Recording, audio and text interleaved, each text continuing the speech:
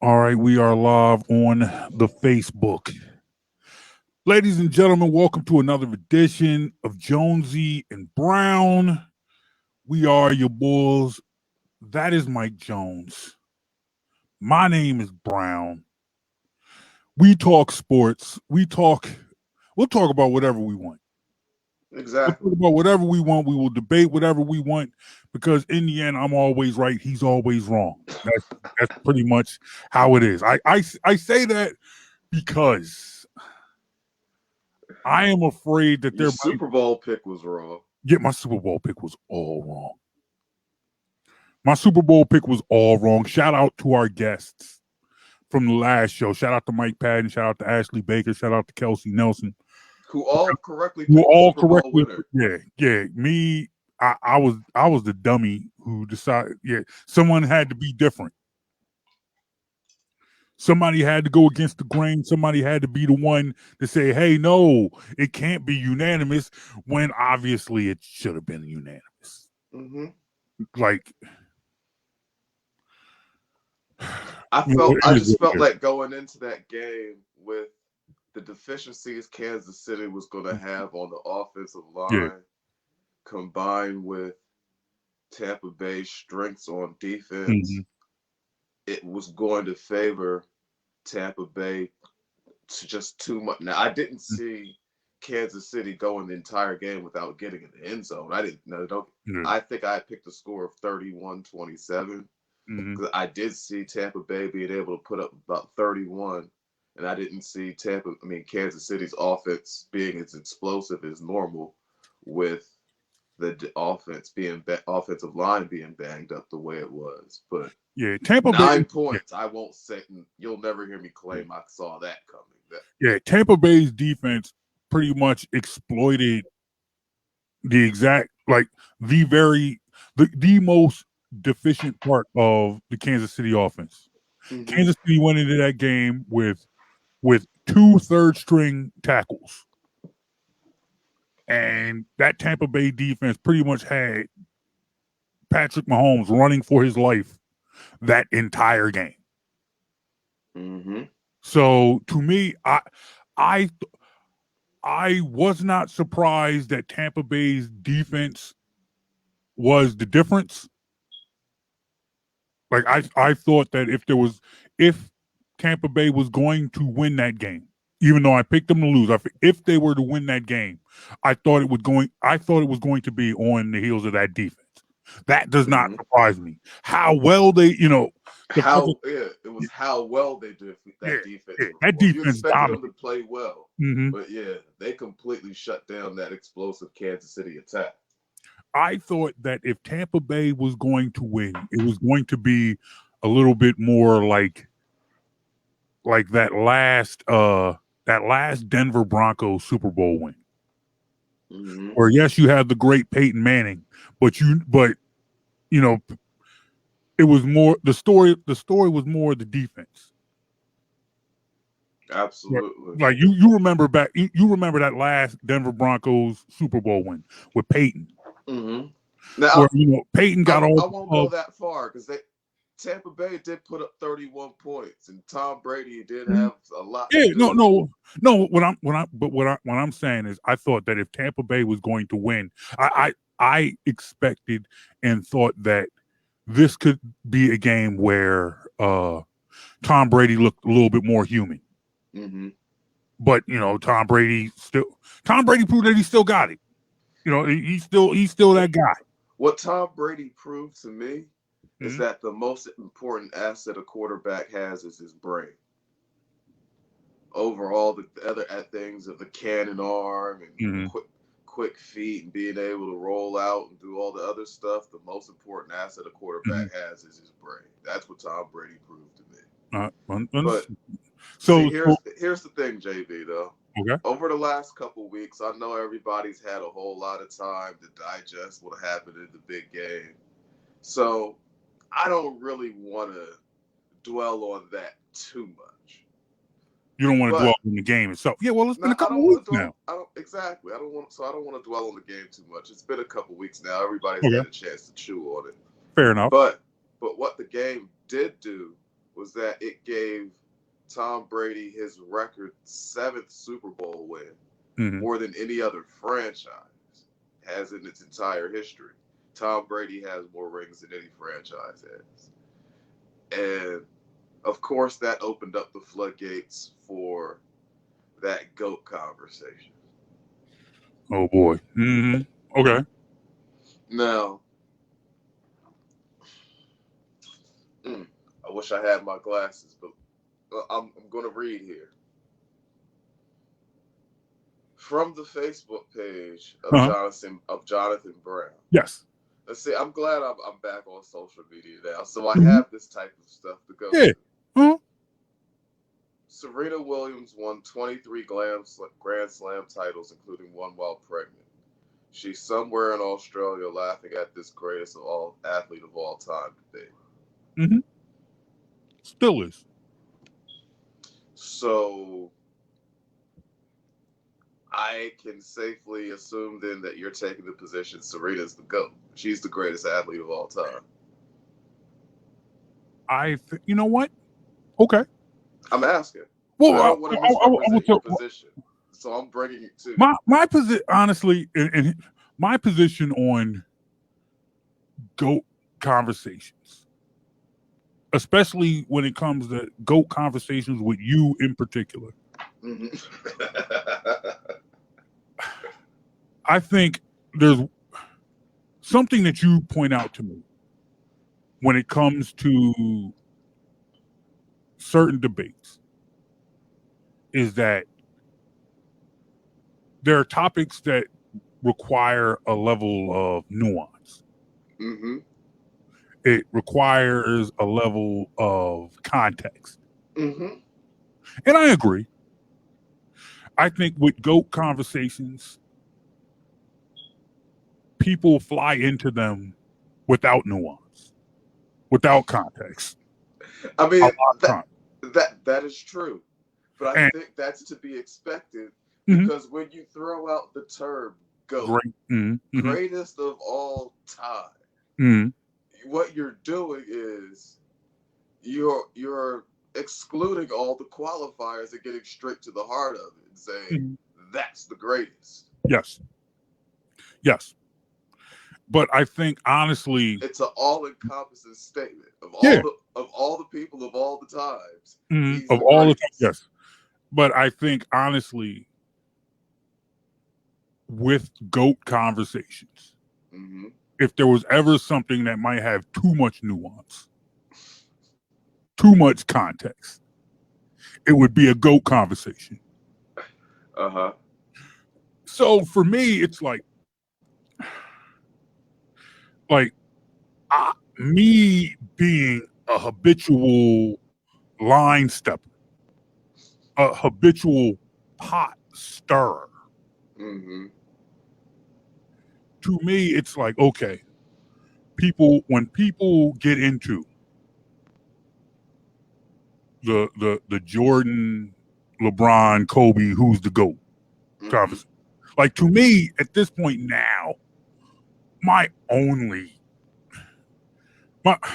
just want to stir the pot. Okay. So when people say, all right, well, what makes Jordan better than LeBron? And someone will say, well, Jordan has 6 rings. Bill Russell has 11. In the league with 8 teams for most of the time. But once again, too much nuance. All right. It's like, all right, they're different. There are so many different caveats. There's so many different, qualifiers that you can throw into it.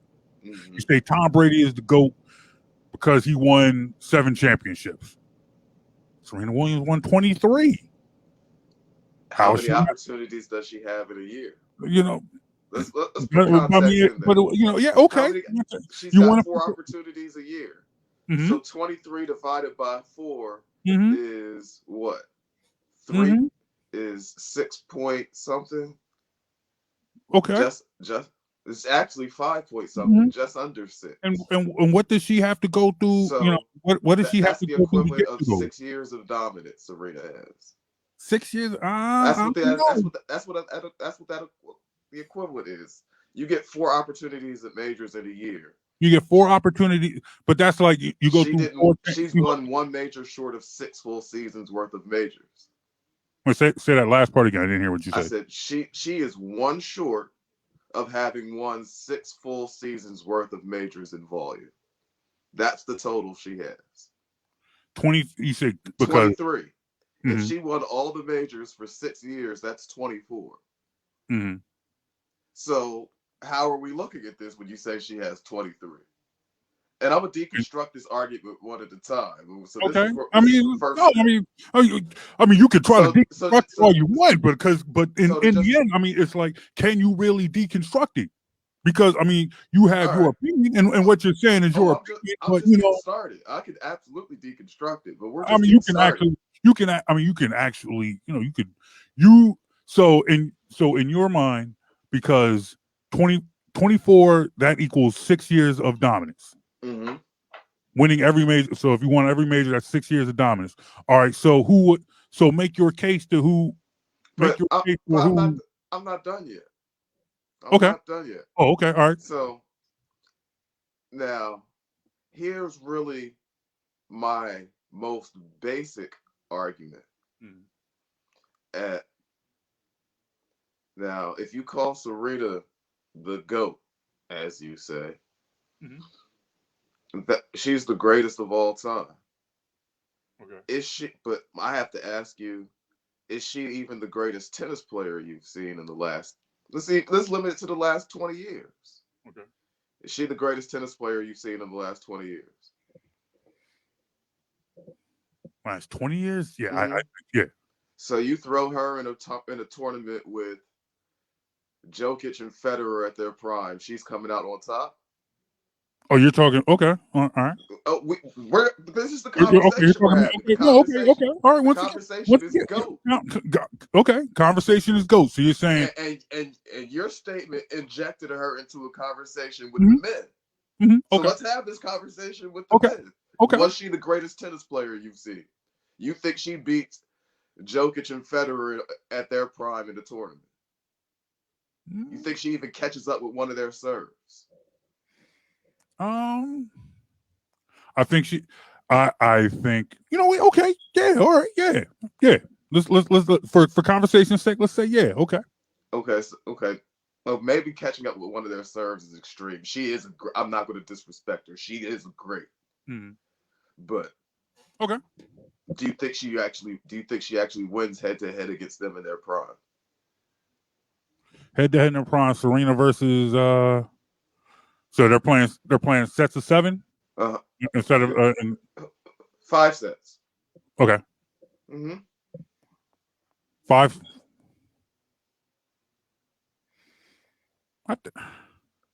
I would be hard pressed. No, I mean because I think. Well, let me ask you this. I'm not saying she gets embarrassed or anything like that. I'm asking, do you think she wins? I don't think it's impossible. I don't think it's impossible. Do you think the odds favor? Do you think the odds favor her winning? Is it likely or no? unlikely? Well, you know what? Honestly, I don't. Do I think the odds favor her winning? No. I think no one would expect her to win. No one would. Not even you. So if it's not fair to expect her to win, how is it fair to say she's? No. How's it? You're asking? Do I expect her to win, or do the odds makers? Would you expect her to win? Yeah. Yes. You would expect her to win. Yeah. Yeah. You put her against anybody. I'm not counting her out. I'm not saying are you counting her out. I'm saying do you expect her to win? I catch your words, JP. I see you try to spin it. Let's answer the question. That's not a spin. Do you expect that spin? Do you expect her to win? Do I expect her to win? Yes. The fact that I'm sitting here, the fact that I know what I say. So the fact that if I sit here and put it out there, then there's an expectation to win. That's not, if I'm not sure if that's not direct enough, then it is what. I expect to win. All right, because I expect her to win, and I think honestly, I think in the end, Now listen. Okay. So since the conversation is GOAT, let's expand that field. Okay. Because it's GOAT of all time. Of all time. Now Yes. we're throwing in Sampras and Agassi and Mm-hmm. Ash and all these other Throw all-time in great who? tennis players. Yes. Don't throw She's in who the you want. Yes. I mean, she's the best tennis player on the field. Not the most mm-hmm. accomplished, Mm-hmm. the best tennis player on the field. Yes. She's got the best serve. She can cover the most ground. She can return the most stuff. She's got the best. She's gonna win. She's got the best game. Most physically demanding, most physically imposing. Yes. Mm-hmm. Yes. Yes. Okay. Yes. All right.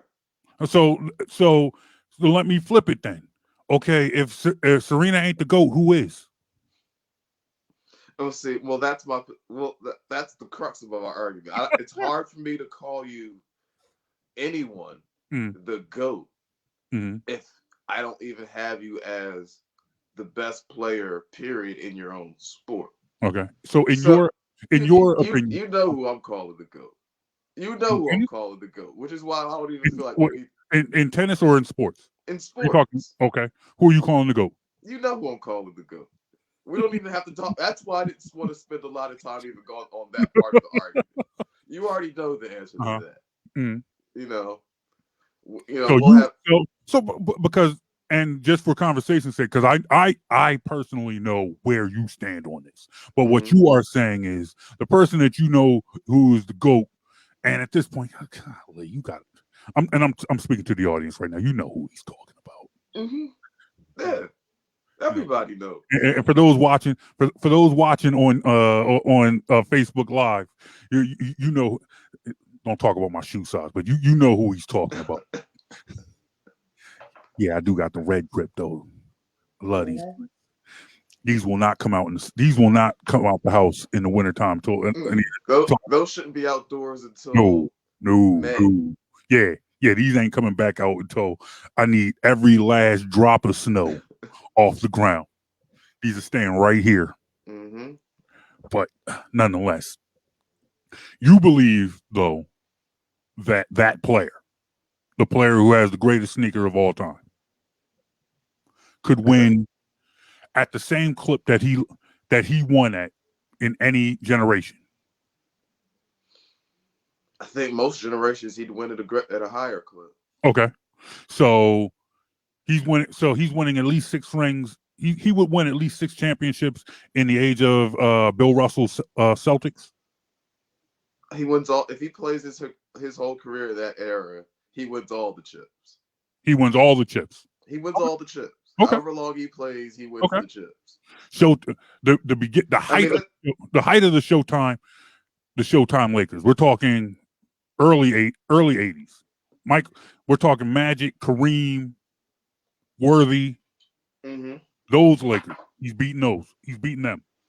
If you put Mike on a team, well, if you give him his Bulls teams, yeah, he wins. Okay. But for the sake of a fair argument, you put Mike on a team of 80s, that era talent that's equal to Magic's talent of the same era, I think Mike wins. Okay. Take Larry Bird off the Celtics, put Michael Jordan on. They're beating the Showtime Lakers. Mm-hmm. Okay. All right. Mike doesn't retire. They win 8. Probably. They have the ability to win 8. The question is, that's just something really taxing and unprecedented to actually win 8, not just to appear in 8 finals. I definitely think they get to 8 finals. So I don't think the Knicks or the Pacers or somebody from the East stops them from getting to the finals. But those Olajuwon teams were very good teams. Mike plays 8. The task of winning 8 in a row is a big ask. So Mike plays 82 games that season. Do they lose to the Magic? Probably not. No. Okay.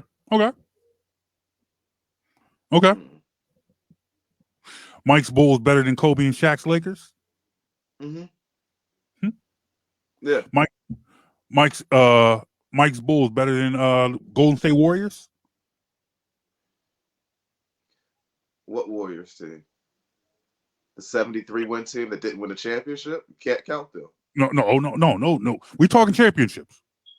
I'm not. We can. I have no problem throwing out the 73 win team.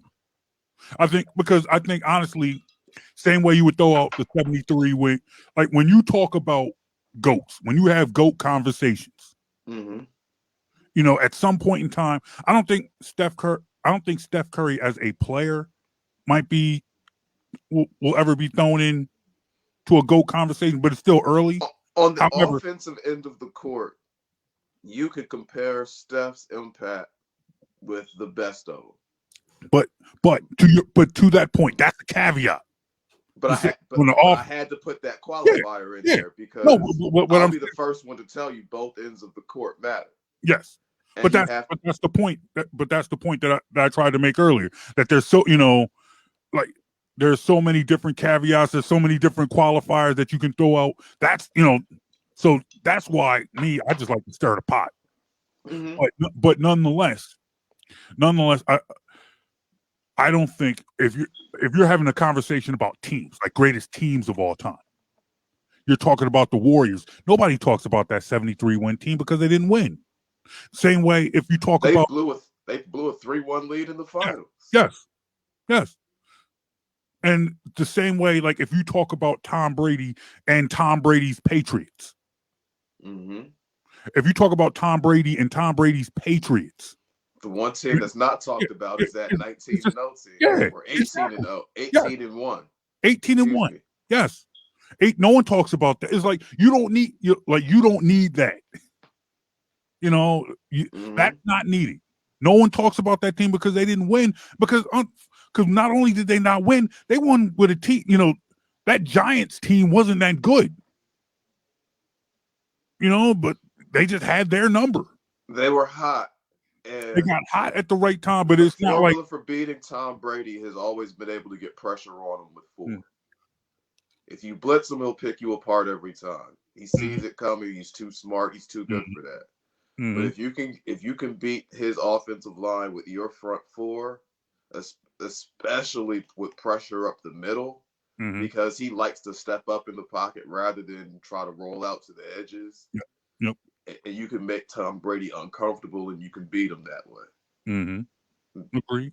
But if you can't do that, Tom In Brady's going to put a lot of points up on you. in his 3 Super Bowl losses, that's the one thing all those teams did. Giants did it twice. Eagles did it once. Mm-hmm. But nonetheless, like those losses do not really factor into what makes Tom Brady the GOAT or what makes those Patriots teams great. Like you can talk about that. Now, we get on this, and I kind of wanted to pivot because there was something I wanted to throw at you this week. Let's do it. What you got for me? Because we talk about Tom, like for me, I'm not going to argue with anybody who wants to call Tom Brady the GOAT in football, at least. Mm-hmm. 7 rings is 7 rings. But my question to you, and what I want your opinion on, is does Tom Brady being able to take the Tampa Bay Bucks and instantly turn them into not only a Super Bowl contender, but a Super Bowl winner, what does that do? What does that do, if anything, to the legacy of Bill Belichick? Because here's the thing. They split apart. They've had their divorce. Let's see. Tom, That's a good question, because I thought you were going to ask me what that did to the legacy of Tom Brady, and I was going to say nothing because I thought he was already the GOAT. Yeah, no. But you asked what that does for the legacy of Belichick. Belichick, because and I would say there are people who would put Belichick in that conversation of GOAT coaches. And I think he still belongs there because he coached 6 Super Bowls. That's not a fluke. Mm-hmm. That's not a fluke. And I would say this, Bill Belichick, his strengths were always known to be on the defensive side of the ball, morphing that defense from a 4-3 to a 3-4 and still having them play and back and forth based on his personnel and having them play at a high level in either situation. And if you look at most of Brady's Super Bowl wins, they were low-scoring games where the Mm. defense was very much a big part of it. Okay. I think that Belichick's legacy is safe, in my opinion. It's Okay. intact. I look at it like this, and this is why I kind of wanted to put this out here, and I wanted to throw this out here for you, because in one total postseason, Mm-hmm. Tom Brady now has more playoff wins without Bill Belichick than Bill Belichick has without Tom Brady. In New England. And no, total. In New England, as a No, head coach. no, as a head coach, yes, as a head Yes, coach, as a head not coach. just in one. Bill Belichick has As one. a head coach. As a head coach, Bill Belichick has one playoff victory without Tom Brady. And I'm just making sure we say as a head coach. Yes, as a head coach, yes. Because he was also known as a great defensive coordinator. I understand. With a great defense with the Giants. So yes. No, I completely understand. And I say that because it goes back to my point. I don't think that throughout any and all of that Patriots run, with as great of a coach as Belichick has gotten credit for being, I don't think anyone ever called him the offensive whisperer or guru. Mm-hmm. He was a guy who knew the nuances of the rule book and how to take advantage of them with formation and scheme. He knew that. And that's still fair to say about him. He knew how to do that. I believe, what was that game against Baltimore where he kept shifting the guy out? They had no clue what to do. But it was legal, so that's Belichick. That's coaching genius. As I mentioned before, the ability to morph his defense into different schemes based on personnel, actually being able to maximize his personnel. Like, hey, we got these guys this year. Well, I try to force them into that hole. Let's do that. He's the coach that actually was fluid enough and secure enough to do that, and not just say, this is my system, this is my scheme, we have to do that. We've seen him be willing to go from the 2 tight end days with Gronk and the other guy, or the high-powered record-setting offense with Moss and Welker and those guys. We've seen the low-scoring, grinded-out defensive football team will beat you 17-14 guys. And all of these guys were championship-level teams because he's willing to morph his system to take advantage of the strengths of his personnel. That's what a coach is supposed to do, and he did that the best I've ever seen. So he's an all-time great coach, in my opinion. Okay. And that's not affected because, as I mentioned, throughout all of that, the one thing he never got called was an offensive guru. He was always known as the defensive guy. So to you, in your mind, it doesn't change anything. Is Bill Belichick the GOAT as far as coach? Is he the GOAT coach? In football, I would have to say yes. Okay. One win as the head coach without Tom Brady. Tom Brady's already won a Super Bowl without him. That doesn't change anything. On a team that was fairly loaded. Let's not pretend like Tampa Bay, Tom Brady chose a team that Tampa Bay statistically had one of the top defenses last year. They had weapons all over the place. Unfortunately, they had a quarterback who, as I've repeatedly told you, was a career bad decision maker. This validates that statement. You're Jameis as much as anything else. He's a career bad decision maker. Okay. So my point is that with all of that going on, it's not like Brady.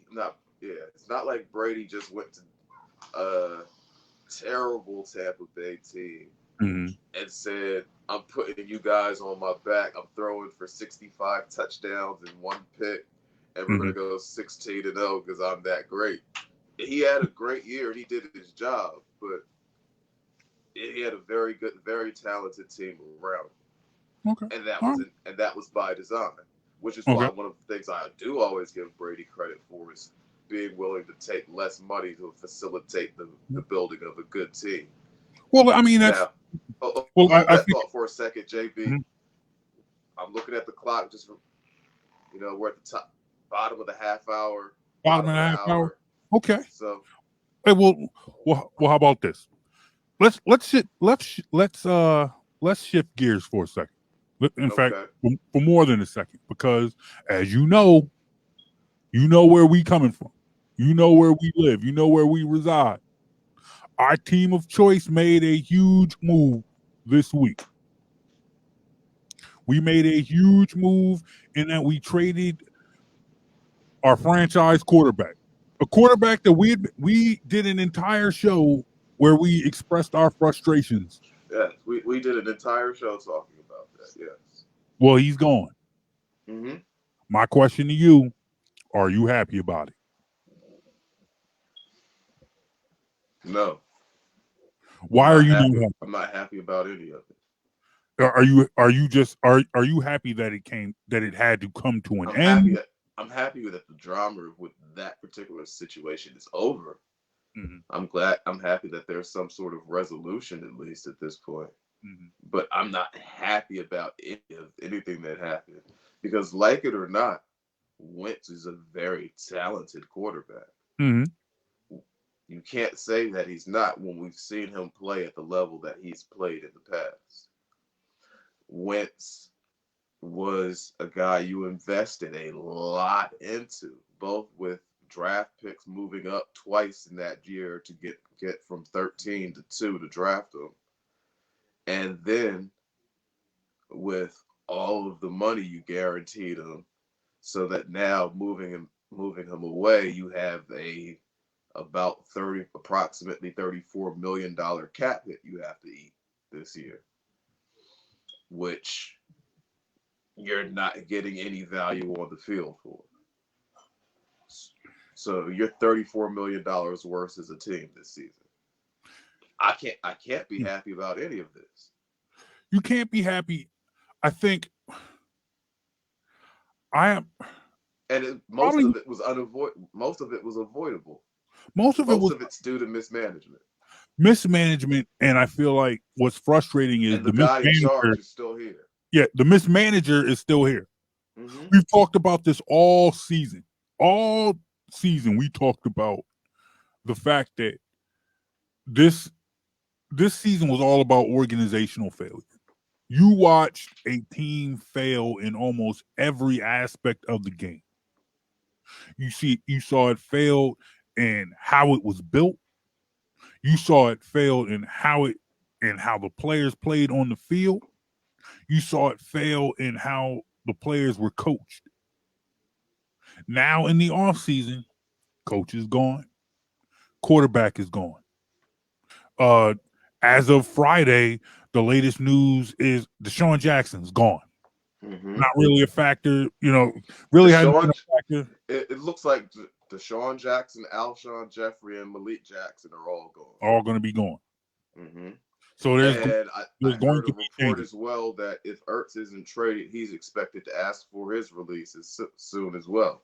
Mm-hmm. So to me, what's frustrating about this is I feel like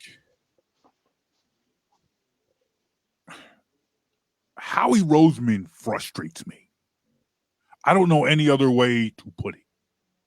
The job that he has done since the Super Bowl win, of Mm-hmm. course, I'm going to give him credit for how he was able to build that team and bounce back. That And was a well-constructed team that was that a year. well constructed team, but this team has gotten progressively worse since then. Mm-hmm. It's gotten worse in the contracts that he signed. It got worse in the players that he drafted. It got worse in the personnel that he brought in to coach the players that he drafted and the players that he signed. Mm-hmm. And to me, I feel like if the Eagles seem to have their feet firmly planted in the ground, their feet are in the sand where it comes to Howie Roseman. Like, this is their guy. No, we're going to make some moves, but this guy's not moving. He's not going anywhere. And to me, I'm like, at this point, I want the moves that they made this season, this off season, to be a referendum on Howie Roseman. Like, okay, you made the team struck. You had a playoff team for the last 3 seasons. They won the Super Bowl. They lost in the division. Then they lost in the divisional round. Then they lost in the wild card. Then they didn't make the playoffs at all. Now you have a team that didn't make the playoffs. Now you're ready to rebuild. Now we're giving you an opportunity to rebuild. And I want this offseason to be a referendum on Howie Roseman. And what frustrates me is the fact that I don't think it's going to be. Well, I don't think. I'll go the other way because I don't think there's any choice but for it to all be on Howie Roseman at this point. Because at this point, you're looking at his third coach in the last several years. For how many quarterbacks? Bradford, Wentz, Hurts.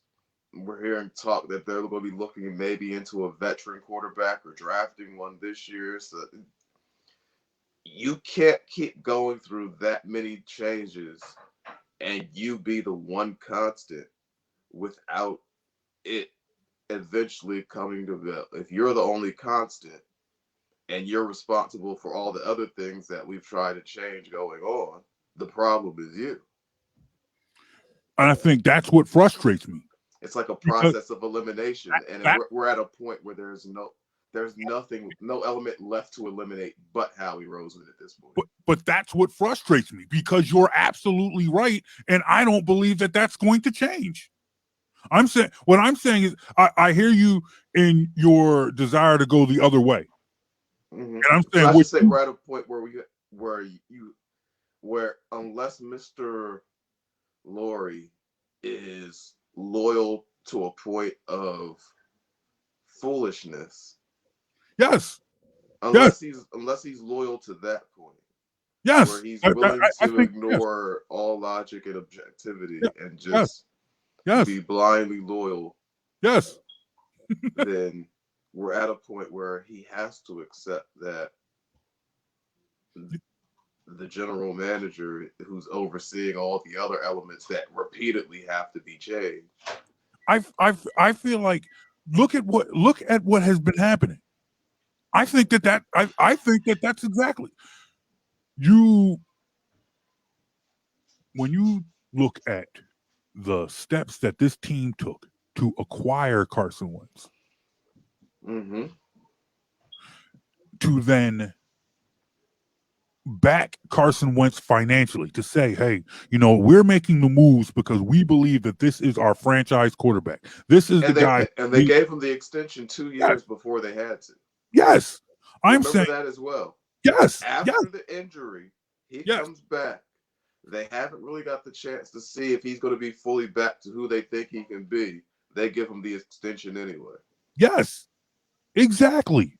And to me, I feel like that the fact that this soon after they make that move, they are willing to get rid of him. To me, that is the blind loyalty that you're talking about. That is the blind loyalty that you're talking about, because it's like, okay, this was the guy. And it wasn't that long ago. We're not talking about Donovan McNabb at the end.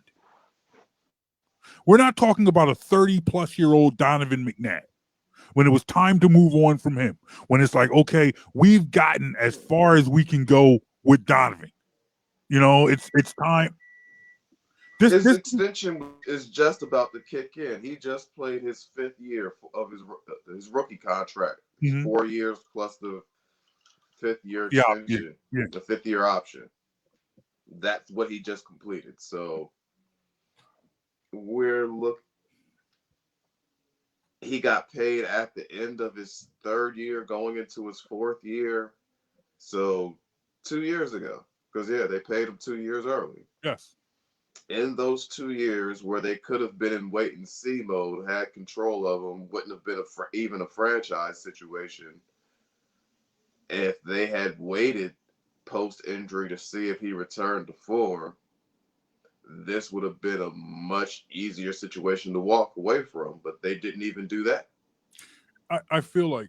So I'm wondering at what point did it just go from he's the guy to there's no way we can salvage this. Let's take whatever we can get and run. How that happened in 2 seasons? It should.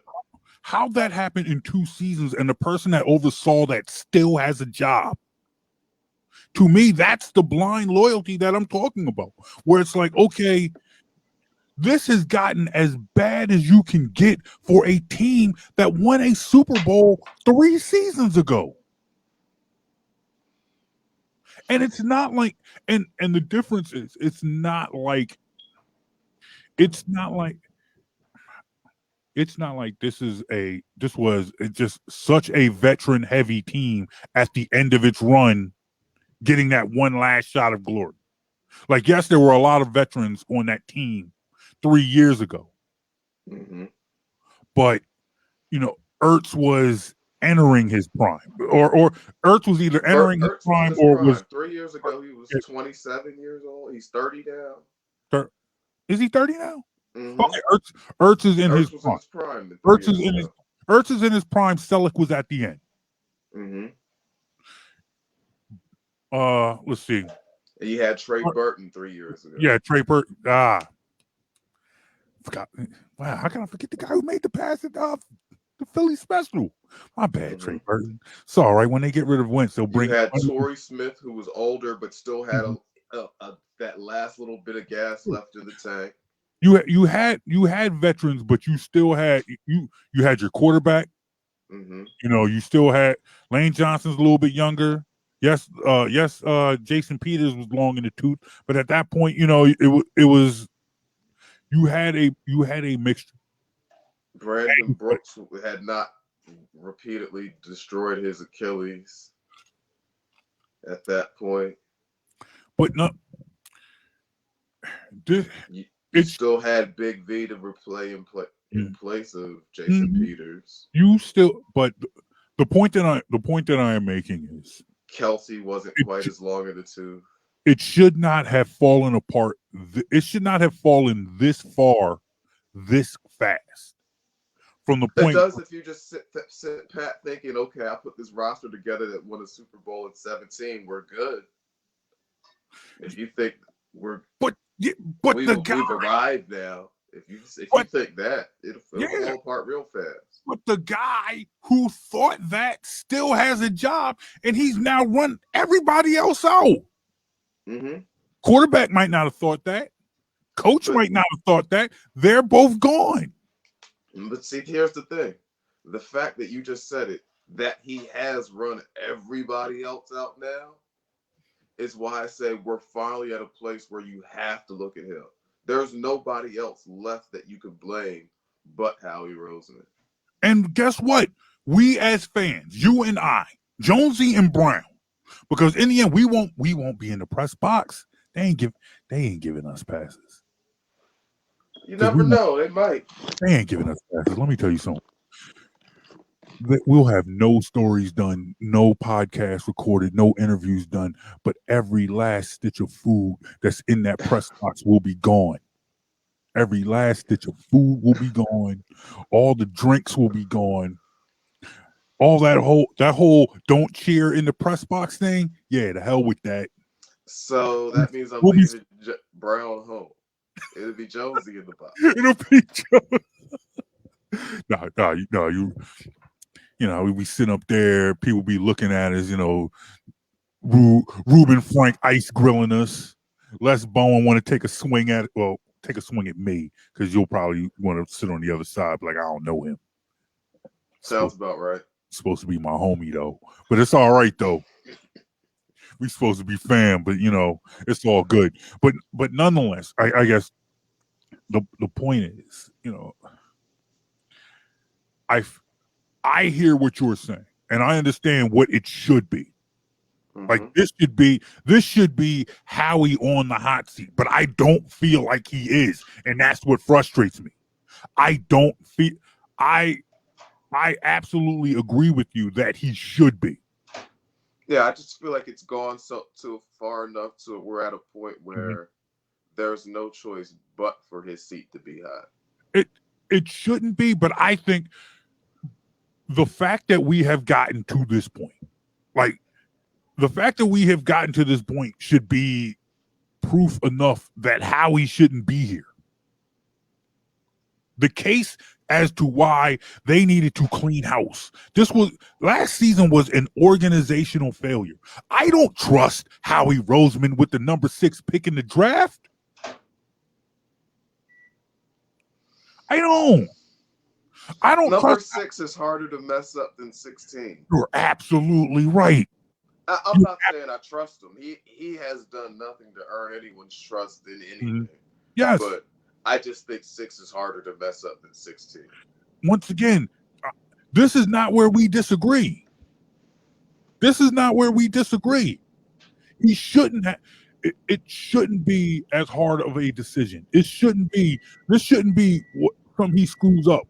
But But if there's a general manager who will screw this up, it will be Howie Roseman. If you want to see a Jonesy and Brown podcast where we sit here and rip a number 6 pick in the draft, that draft pick might be made by Howie Roseman. Because right now, I feel like this fan base is a mess. This fan base is a mess. And for me, like this is I'm having straight old man moments now. Old man moments because I feel like I'm watching things happen now. Like you and I, we're both on Twitter. I engage with Eagles Twitter a little bit more than you do. I enjoy having peace in my life. I hate peace. I got 4 kids, so I don't know what peace looks like. I'm married with 4 kids. I haven't seen peace in close to 20 years.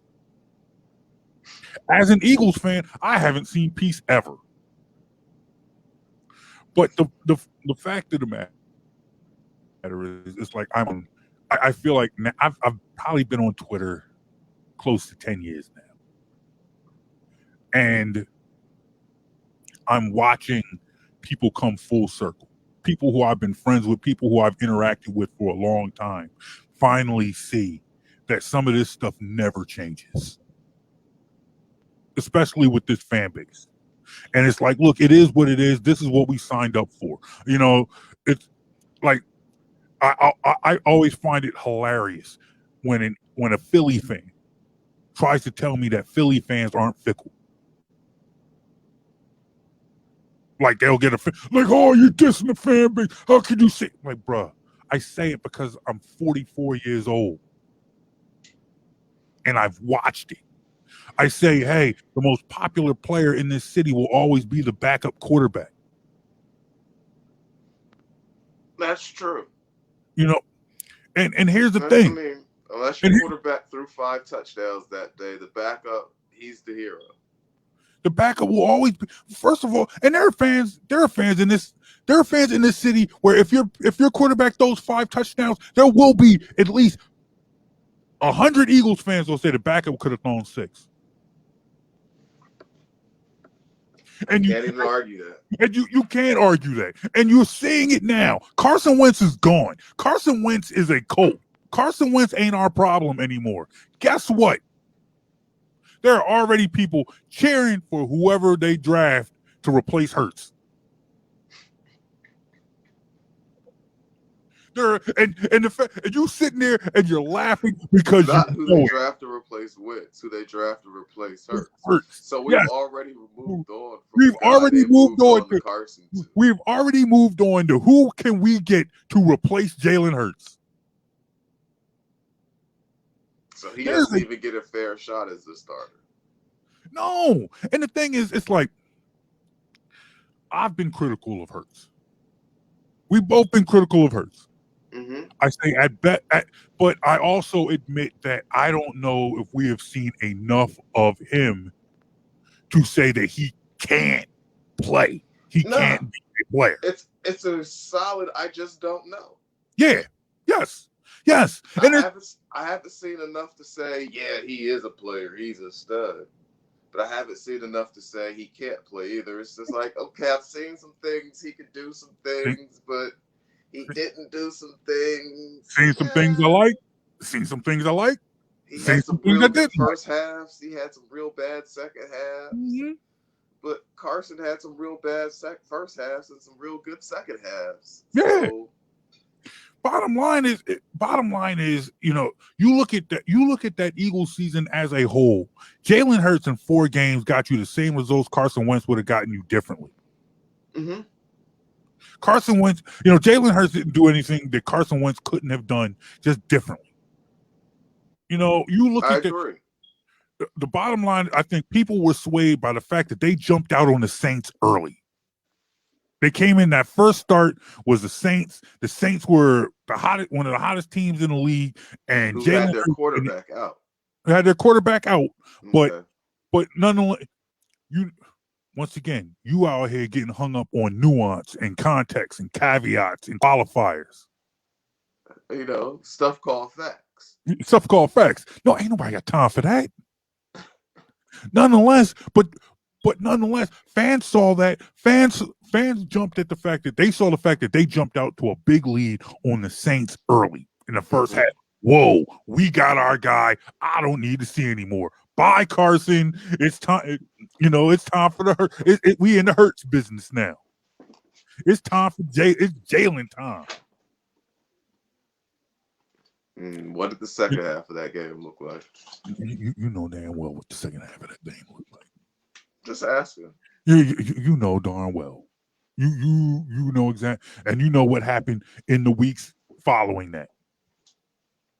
What was that game? Was that the last game of the season where was it like Jalen's very first pass was that big long bomb to Deshaun Jackson? To Deshaun Jackson, he played?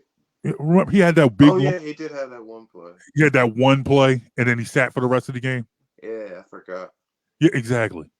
But people saw that. Oh my God, we got our deep threat. Oh, how come Carson never did that all season? Oh, bye, Carson. Peace. See you later. Don't let the doorknob hit you in the behind and on your way out. We got our guy. Funny thing is, actually, anytime Deshaun actually played with Carson, they showed great chemistry. Yeah.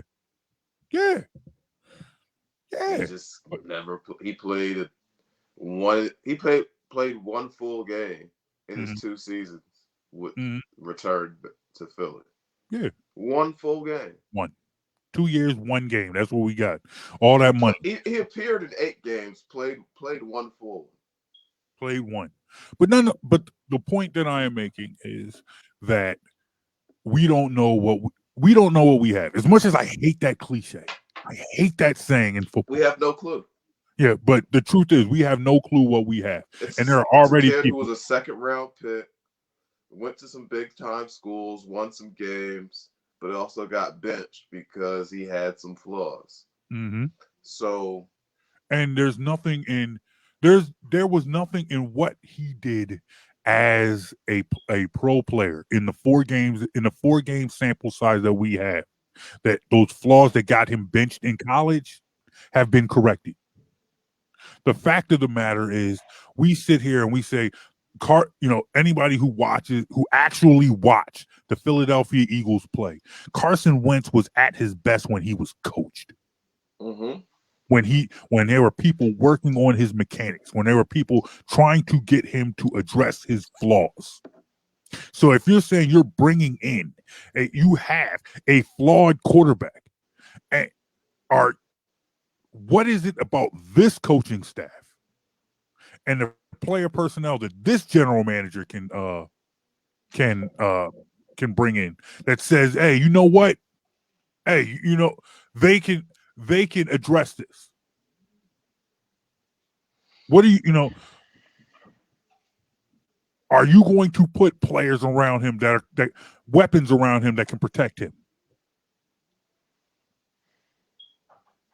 Let's see, JB. I'm looking at the clock, Mm-hmm. and we're probably gonna have to call it a day soon. All right, that's But fine with me. That's fine I with me. hear you, and the thing is, the heart of the problem is where we started. We're gonna keep circling back to. I don't trust Howie to get it right. Exactly. I Real. don't. No matter what the situation is. Shout out to my man Sonny, and I want to put this out here as we begin to wrap up. Point that he says, "I'm glad Carson is gone. We need to start fresh." I don't necessarily disagree with that. The fact of the matter is, I don't trust the person in charge of starting fresh. And I think to your point, to agree with you, that would be the thing that would make me feel better. Would have been if before Doug got fired, before Carson got traded, would have been that the guy who was pulling the trigger on these bad decisions the last few years, if Howie Roseman would have been impeached and removed from office, if that would have gone down, then I'd feel better about the reset and it being in different hands. But as long as the same guy making the decisions, I don't know why I should expect the same guy to do differently than his track record has shown. To me, I feel like I agree. The fact that Howie is still here puts an asterisk on my expectations for this offseason. I feel like he's putting himself in a situation where he has to hit some home runs. And and this is the back half of your lineup. You're looking at your number 8, your number 7 and your number 8 hitter, and you need some clutch hits. Mm-hmm. And this is somebody who doesn't hit for power, hasn't hit the long ball in a long time, and you need home runs. But these are guys that bat 248 with 7 home runs over the season. It's, the problem is like you look. I need. Who was the last home run that Howie Roseman drafted? Last home run probably was Carson Wentz. And you're right, but in retrospect, considering the entirety of that situation, that's more like a triple off the wall than a home run. It was an inside the park You home you, run off you three. got the Super Bowl, but immediately thereafter, it all went to It crap. all went exactly. It's like I don't trust this dude, and that's the problem. It's like that. Like this is I can't feel comfortable. this has probably been it. I will put it to you like this, and because I know we're up against it, but I want to kind of put this out there. I want to circle back to your arch enemy, Coach. I want to circle back to him because I feel like even when he made his most head scratching moves, I felt like even then I was willing to give him the benefit of the doubt.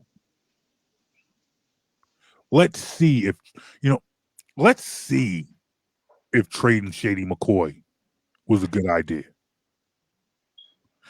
Sounds crazy. Doesn't make any sense to me, but okay. All right, let's see what happens here. You think this team is better? You think this locker room will be better off without Deshaun Jackson? You think just releasing him and not getting any compensation for him, letting him just go right down I-95 to a division opponent Where he proceeded to score two touchdowns a game every time he played you.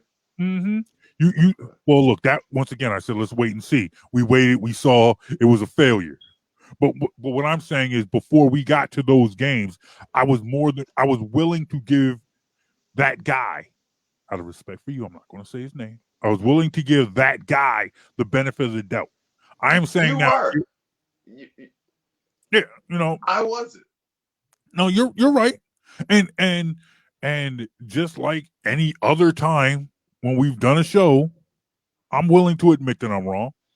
I was dead wrong. I wanted to give. Well, you know what? I will say And this. you know what? I was wrong to give him the benefit of the We, doubt. I'm we not don't saying we I don't agree need to with it. say anything else. You said you were wrong. We could end the show there. It's been great. Whatever, man. It has been great. And look, there's more to debate where this is concerned. But nonetheless, we want to know what you think of this show. So hit us up, Facebook, Instagram, Twitter at BITW Sports, or Facebook, Instagram, Twitter, Jonesy and Brown. 3 words. Jonesy and Brown. He's Jonesy. I'm Brown. This has been the Jonesy and Brown Show. Thank you for checking us out. We will talk to you whenever we feel like talking to you again. We ain't on no schedule. Can't nobody tell us when to do a show. We'll It's do it our when show. it's our show. We do it when we feel like it. And you'll watch it or you'll listen to it and you'll like it. Because we're Jonesy and Brown. Peace, y'all. We'll talk to you later. We talk to you guys later. Peace.